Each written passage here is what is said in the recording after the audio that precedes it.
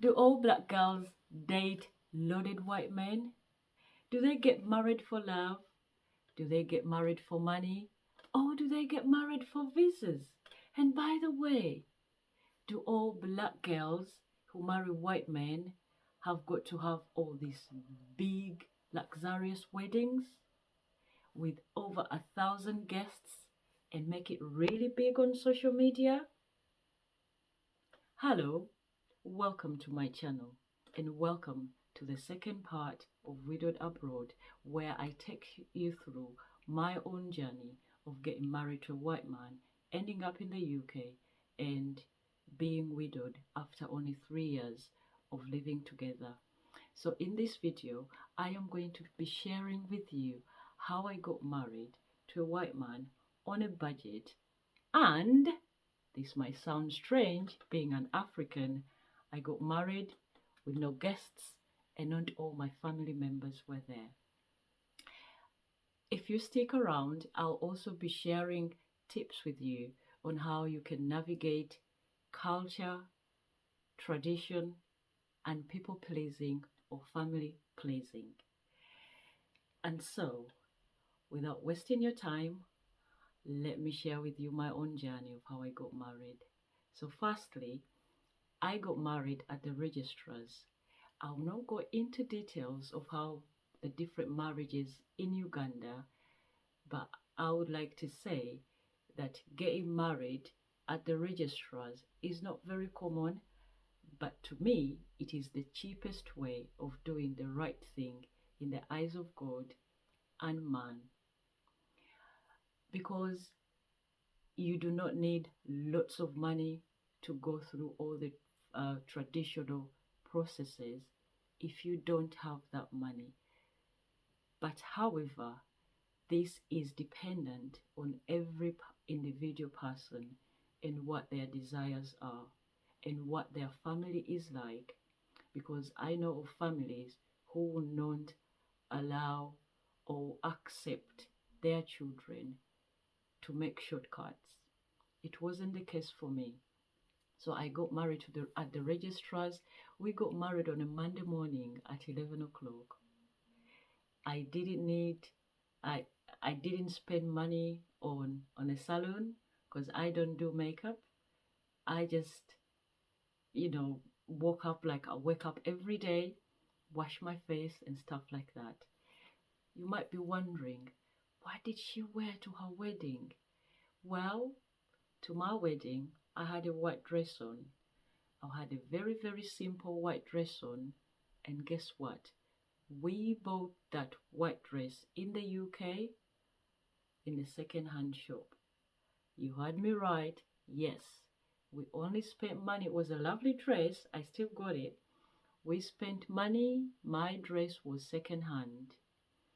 And you must be wondering what my husband wore. He already had his suits, so he didn't need to spend money on a suit.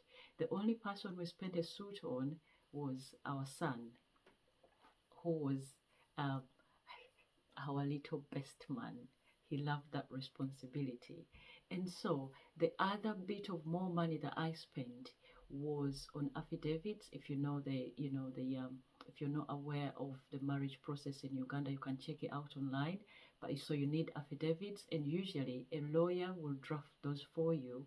And if you don't have a personal lawyer, you've got to spend some extra money. You know how things are. And what else did I spend money on? Little bit of money for a reception at my parents' house. So after we got married, I changed out of my white dress. We went into, me and my husband and our witnesses, because even my parents were not there at the registrar's office. So me and my witnesses, we went to a local restaurant where we grabbed lunch, and after we went shopping, and after shopping, going to the supermarket, we went back to my apartment where we just relaxed, and had a few drinks whilst we waited for the time for the evening to go to my parents' house, where we had like organized kind of like a barbecue kind of like a little family thing. And by the way, it was just my siblings there and a few close family friends, my parents. I didn't have my extended family there, which is a bit strange being an African, and they didn't like it because they were not aware I was getting married because I didn't tell them. I wasn't getting married for other people, I was getting married for me.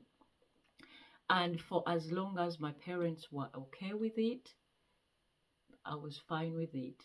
What I would advise, this is my own experience, but what I would advise is everyone's experience is different depending on their families. So for my case, I did talk to my parents and I explained the situation. It is very, very important to understand, to be respectful of culture and tradition. However, it also depends on whether you can afford the entire process. To me and my husband, we could not afford it because it is expensive. It is indeed expensive. And so we didn't go, through the first, visitation, then introduction, then a big church wedding. That is how it is normally done, where lots of guests, lots of food. That didn't happen with us, but it's because I used my voice and I spoke to my parents. I communicated to them and I say to them exactly what the situation is like. And also, I did explain to my husband the way things are done back home so that he was aware that, so that he could be respectful of my culture. We didn't have to go through the same process, but he needed to understand. And being two cultures, him being English, me being African, we just tried to find a middle ground and agree on how we're going to do things for us, right in the eyes of God and in the eyes of man, because we were getting married for us and not for anybody else. So I said I would share some tips of how you can navigate culture and tradition and people pleasing, especially family pleasing. Firstly, what worked for me is to be self aware. Be self aware.